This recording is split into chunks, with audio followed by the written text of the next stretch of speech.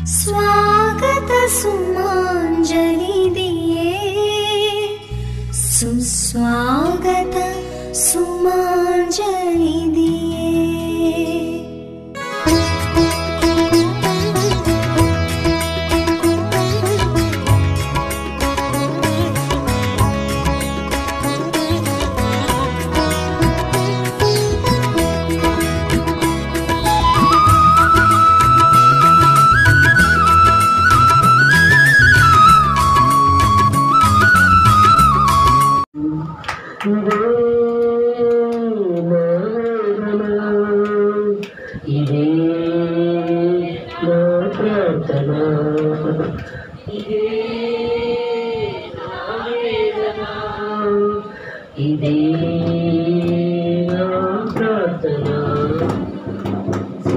సాక్షిగా యేసు సిలువను ప్రకటించెదను. సాక్షిగా యేసు సిలువను ప్రకటించెదను. ఇదే వేదన, ఇదే ప్రార్థన. యేసు వళ్ళు చించును కులతలే,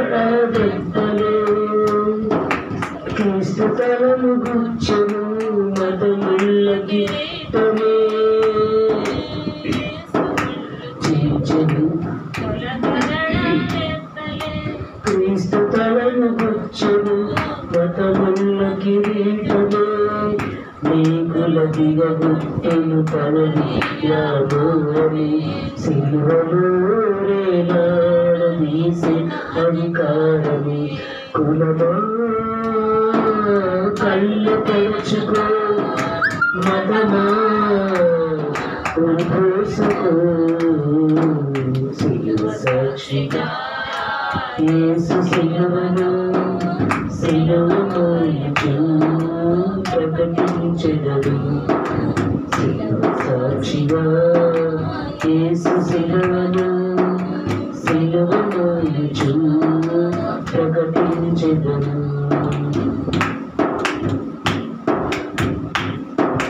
లోక పాప క్షమాపణ యేసు సిలువ రక్తమే, పాప శాప విమోచన క్రీస్తు జీవము. లోక పాప క్షమాపణ యేసు సిలువ రక్తమే, పాప శాప విమోచన క్రీస్తు జీవము. నవ సమాజ స్థాపన యేసు సిలువ మార్గము, దైవమానవ పాలన సిలువ సత్యము. కులమా కన్ను తెరచుకో, మతమా మనస్సు మార్చుకో. సిలువ సాక్షి యేసు సిలువను ప్రకటించెదను. సిలువ సాక్షిగా యేసు సిలువను ప్రకటించెదను. ఇదే వేదన, ఇదే నా ప్రార్థన. ఇదే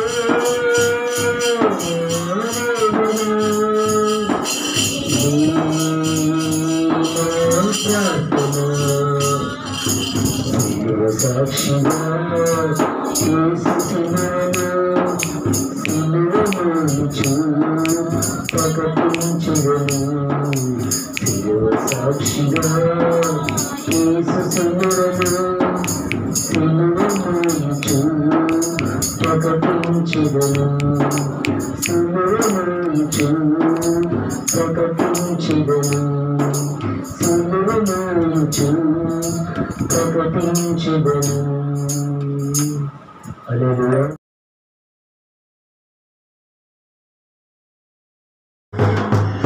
నా యేసయ్యా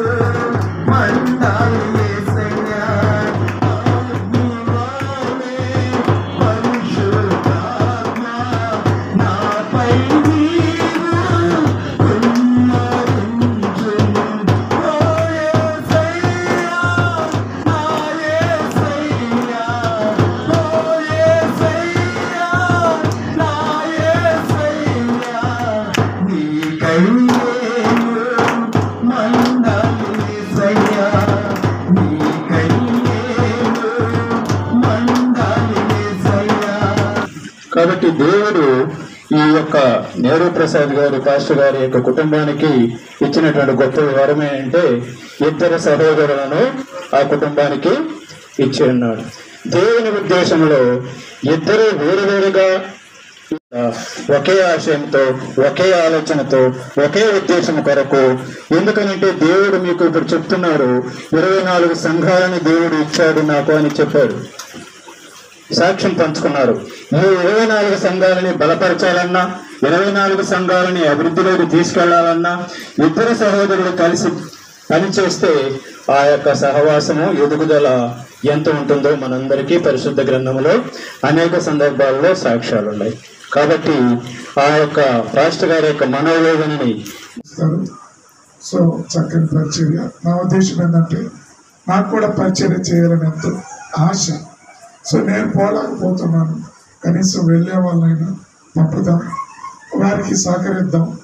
సహకారుల పేర్లు కూడా జీవగ్రంథంలో వ్రాయబడతాయన్న ఉద్దేశంతో నేను సహకారిగా ఉంటూ ఉన్నా. అది పెద్ద గొప్పేమీ కాదు, కానీ సరే నేను కూడా వీళ్ళతో కలిసి చేయాలన్నప్పుడు గత మాసం వేనాడు ప్రాంతానికి నేను బ్రదరు అందరూ వెళ్ళాం.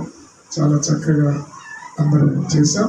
తర్వాత మొన్న వరిస్తాన వెళ్ళింది బిహార్. నేను వద్దాం అనుకున్నా, రిజర్వేషన్ మీరు వెళ్ళండి, తర్వాత నేను రిజర్వేషన్ చేసుకుని వస్తానని చెప్పాను. నాకు ఈ డ్యూటీస్ మీటింగ్స్ వల్ల కుదరలా. ఖచ్చితంగా ఏదో ఒక నెలలో నేను రావాలనేటువంటిది ఆశ. సరే వీళ్ళని అభినందిస్తున్నా. గతసారి ఇక్కడ యానివర్సరీకి అనుకుంటాను వచ్చాము, నా ఫ్యామిలీతో వచ్చాము. తర్వాత వాళ్ళ పాప మెచ్యూర్ ఫంక్షన్కి అనుకుంటా ఇంటి దగ్గరికి వచ్చి మనవడి బర్త్డేకి వచ్చాము. సరే సంతోషం, మళ్ళీ రావడానికి దేవుడు చూపించాడు.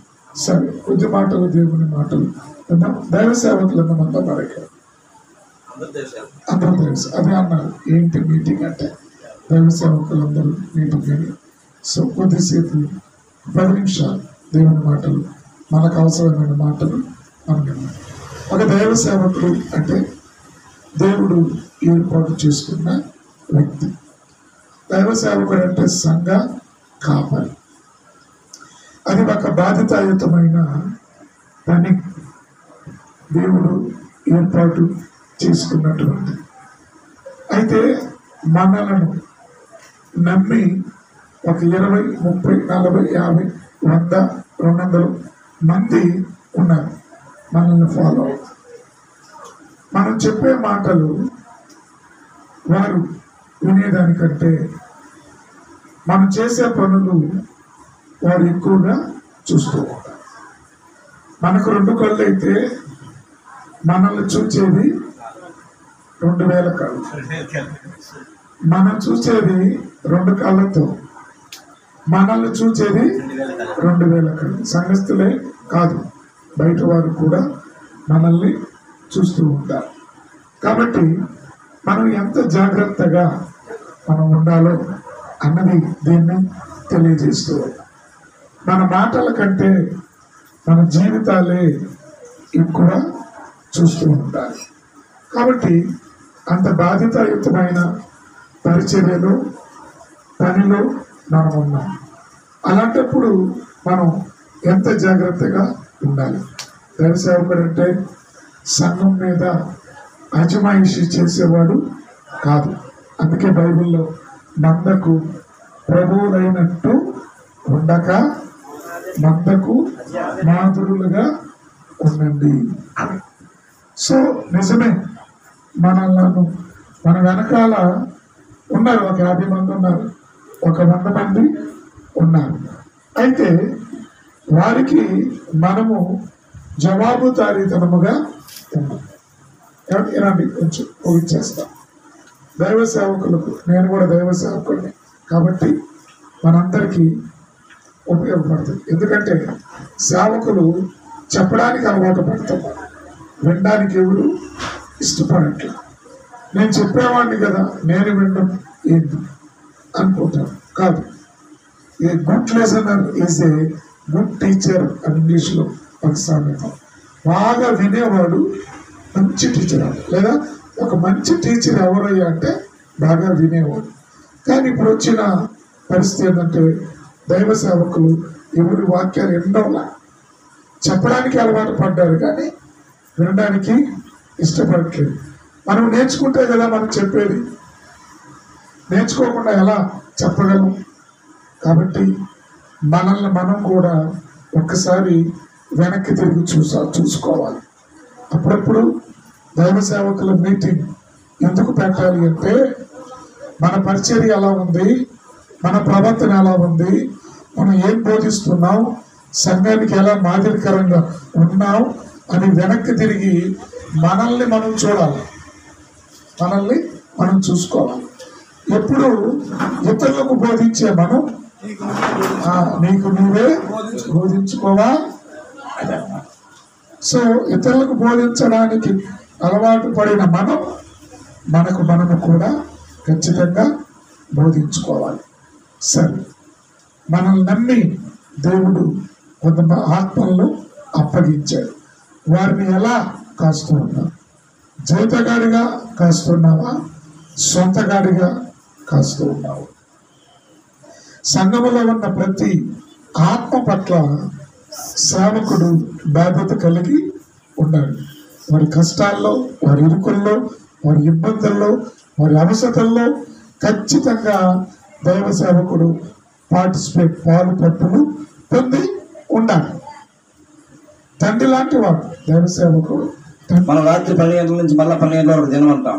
కానీ వారి యొక్క ఈ రోజు కూడా వారి యొక్క లెక్క ఏంటంటే సాయంత్రం 6 గంటల నుంచి మళ్ళీ ఉదయం 6 గంటల వరకు ఒక దినం. ఇప్పుడు 6 అయిందంటే వాళ్ళకి దినం ఏమి వినటో ఒక డేట్ మారిపోతుంది ఈరోజు, అట్లా అనమాట. కాబట్టి ఆ యొక్క దినం చాలా ప్రాముఖ్యమైనది.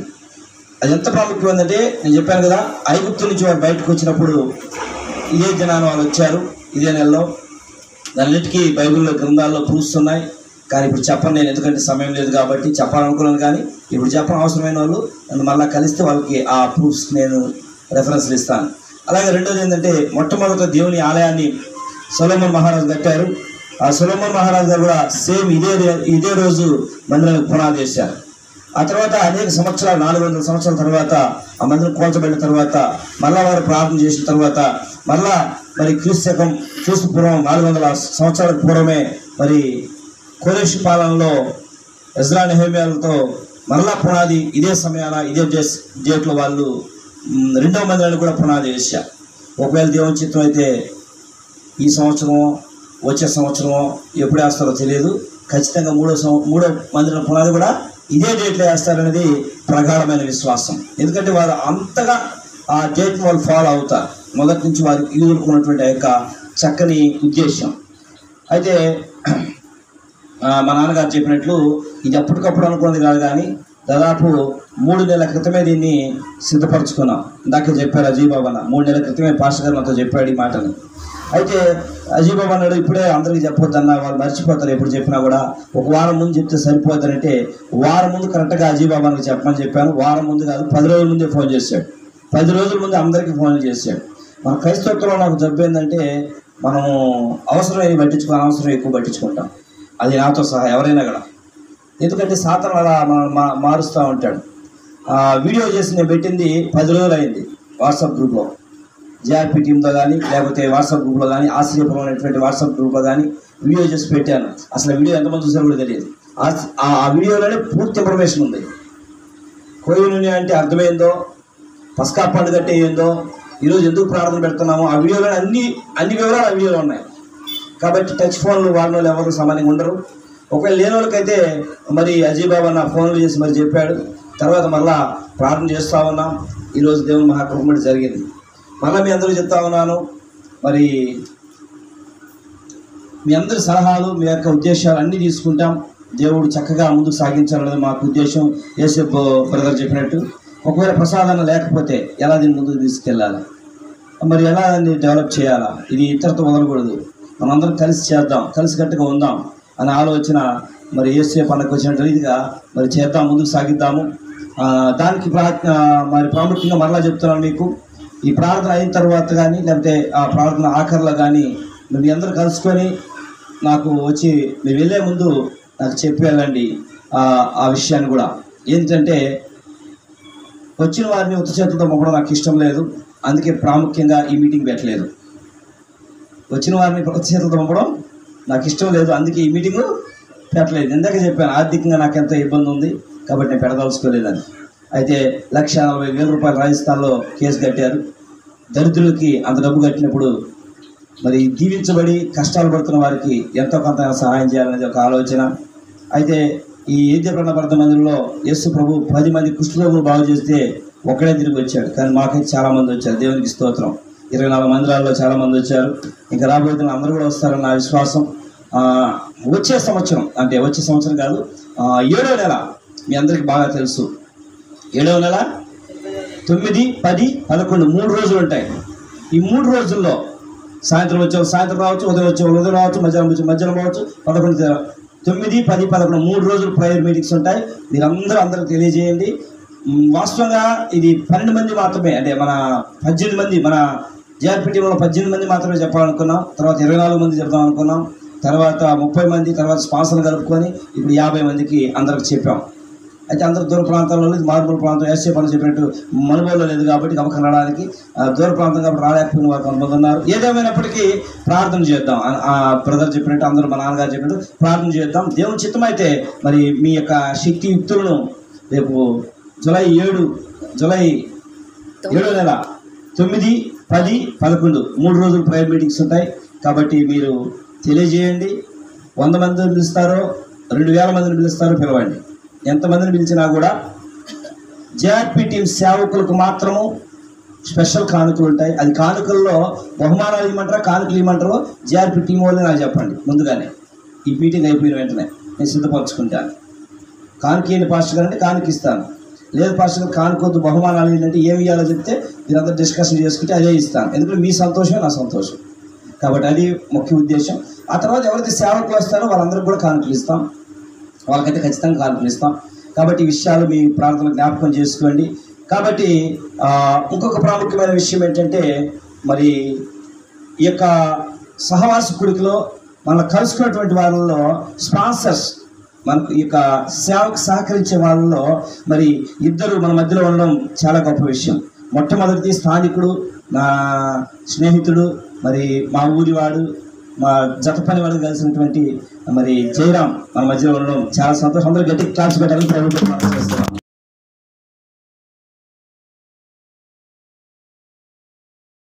గుండెల నిండా వాళ్ళు ఉన్నారు. దేవుడు బైబిల్ గ్రంథం రాయబడినట్టుగా పరలోక రాజ్యంలో వారి పేర్లు జీవగ్రంథమందు రాయబడిన సంతోషించండి. ఆయన చిన్న కుటుంబము, చిన్న ఉద్యోగం అయినప్పటికీ కూడా మరి దేవుని స్వార్థ భారం ఆ బిడ్డకి ఇచ్చాడు ఈ మడవనూరు గ్రామంలో. నిజంగా నేను ఎప్పుడు అనుకున్నాను ఈ ఊళ్ళో ఎవరిస్తారు లెబ్బ కానుకలని, కానీ ప్రభు ప్రేమ బట్టి అందరూ చెప్పినప్పుడు ఈ బ్రదర్ మాత్రం అందులో స్పందించాడు. ఆ రోజు నుంచి ఈనాటి వరకు ఎంత కష్టమన్నా కూడా స్వార్థకు మాత్రం నేను ఒకసారి విన్నాను అతని యొక్క సాక్ష్యంలో, కనీసము 100 రూపాయలు అప్పు కట్టుకోలేని స్థితి ఒక రోజు 100 రూపాయలు అప్పు కట్టలేదు కానీ స్వార్థకు మాత్రం కానుకిచ్చాడు. హల్లెలూయా. అది ఎవరికి ఏందని చెప్పను, నాకు తెలుసుకున్నాను. ఆయన ఇలా ఇబ్బంది అంటే ఎందుకు ఈ మాట చెప్తున్నానంటే ఏది ఇబ్బంది అయినా పర్వాలేదు కానీ దేవుని సేవకు మాత్రం నేను ఇబ్బంది కాకూడదు. ఇలాంటి ఉద్దేశం చాలా తక్కువ మందికి ఉంటుందండి. నేనైతే అనుకున్నాను ఈ నెలలో ఖచ్చితంగా ఇవ్వడు అనుకున్నాను, కానీ ఆ రోజు ఇచ్చినప్పుడు నేను చాలా బాధపడ్డాను. చూసావా, 100 రూపాయలు అవతల వాడు అవమానపరిచినా కట్టుకోలేని పరిస్థితిలో ఉన్నప్పటికీ ఆయన దేవుని సేవకులకు మాత్రం బలంగా కానుకిచ్చాడంటే అది దేవుని యొక్క గొప్ప ఆశీర్వాదకరమైన దినం. కాబట్టి ఇలాంటి వారు జేఆర్పీ టీంలో ఉండడం, వారు పునాదులు, వాళ్ళ ద్వారా దేవుడు బలపరుస్తూ వస్తున్నాడు. ఇలాంటి వాళ్ళు ఎంతోమంది ఈ యొక్క జేఆర్పీ టీంలో ఉన్నారు. జీవితమైన దేవుడు కార్యం జరిగిస్తాడు. ఇంకొక ధైర్యం ఏంటంటే బలమైన మనిషి మన పక్కన ఉన్నాడు. ఎవరంటే యేసయ్య. ఎవరు? యేసయ్య. కాబట్టి మీరందరూ ప్రార్థనలు జ్ఞాపకం చేసుకోండి. ఈ సమయంలో మన మధ్యలో ఉన్న మరి జయరామ్ గారు కీర్తన గ్రంథం 133వ అధ్యాయం, కీర్తన గ్రంథం యాజమాన్యానికి ఎప్పుడైనా నువ్వు ఏదైనా సలహా చెప్పావా అన్న, ఇది ఉద్దేశం. నేను పిన్ టు పిన్ ప్రతి నెల కూడా చెప్తా అన్న, సంఘంలో ఈరోజు కొన్ని ఆత్మలు కొత్తగా వచ్చాయి అన్న, నా సంఘంలో 2 బాప్టిస్టులు రెడీగా ఉన్నారు, మీరు రావాలా? మీలో ఎవరన్నా రిపోర్ట్ ఇస్తున్నారండి? నేను మిమ్మల్ని అడగడం లేదు కోచింగ్ చేసి, నేను కూడా మీలాంటి సేవకుడిని, కానీ మొట్టమొదటిగా సేవ చేసేవాడిని. మొట్టమొదట మందిరంలో 1వ చర్చి ఫస్ట్ వీళ్ళ అమ్మగారు పోతుంటే వీళ్ళ అమ్మగారు కాలక్రమాన ప్రయాణాన్ని ముగిస్తే వాళ్ళ నాన్నగారు వెళ్ళారు. వాళ్ళ నాన్నగారు కూడా నేను వెళ్ళలేని అంత దూరం అంటే తర్వాత ప్రభు నన్ను ఎన్నుకున్నాడేమో తెలీదు. అప్పటి నుంచి నేను కొనసాగిస్తూ ఉన్నాను. కానీ నేను వెళ్ళినప్పటి నుంచి కొన్ని దినాలు వెళ్ళాను. నేను ముందు చెప్పిన రీతిగా వెళ్తున్నాను వస్తున్నాను 365 రోజులు కాదు, 1000 రోజులు కూడా అట్టే జరుగుతుంది. ఇలా కాదని చెప్పి భారం కలిగి ప్రార్థన చేస్తే సరిహద్దులను విశాలపరిచాను. ఇలా నేను చెప్పేది ఏంటంటే మనందరం కలిసి ఎదిత్యా ప్రకటన ప్రార్థనా మందిరం గమనించండి. రేపు ఏదైనా ఫ్యూచర్లో మనకి ఏదైనా ఇబ్బంది జరిగితే ఎవరైనా మనకు బ్యాక్ బోన్ ఉన్నారా? ఎవరు ఉంటారు? ఊరికే జస్ట్ జనరల్గా నేనేం ఉపదేశం చేయడం లేదు, నేనేం వాక్యం మర్మాలు చెప్పడం లేదు, ఉన్న విషయాన్ని చెప్పుకుంటున్నా. మన కుటుంబం మనం పరిసర ప్రాంతాలు పెంచుకుంటున్నాం, మన బిడ్డల పట్ల మనం ప్రణాళికలు కలిగి ఉన్నాం, మన కుటుంబం పట్ల మనం ఒక మంచి ఉద్దేశాన్ని కలిగి ఉన్నాం. ఒక టైంకి పెట్టుకుంటాం, ఈ టయానికి జాబ్కి వెళ్ళాలా, ఈ టయానికి లంచ్ చేయాలా, ఈ టయానికి ఇది రావాలా, ఈ టయానికి ప్రార్థన చేయాలా, ఈ టయానికి పడుకోవాలా, ఈ టయానికి మళ్ళీ నిద్రలేయాలా, ఈ టయానికి ప్రార్థన, ఇవా టైమ్స్ ఉన్నాయి మనకు కూడా. కానీ ఒక మినిస్ట్రీ పట్ల ఆలోచించండి. ఎందుకంటే ఆల్మోస్ట్ ప్రసాద్ అన్న గారు ఎక్కడో ఉండి సువార్త చేస్తున్నప్పుడు ఇక్కడ ఎవరైనా చనిపోతే పడే బాధ చిన్నగా ఉండదండి. మనమే గుంట తీసుకోవాలా, మనమే పెట్లో పెట్టుకోవాలా, మనమే ఆడికి ఎత్తుకోపోవాలా, కిలోమీటర్ దూరంలో ఉంటుంది. కాబట్టి ఒకసారి ఆలోచించండి. నా ఆలోచనలు మీ ముందు ఎలా పెట్టాలన్నది కూడా నాకు అర్థం కాదు.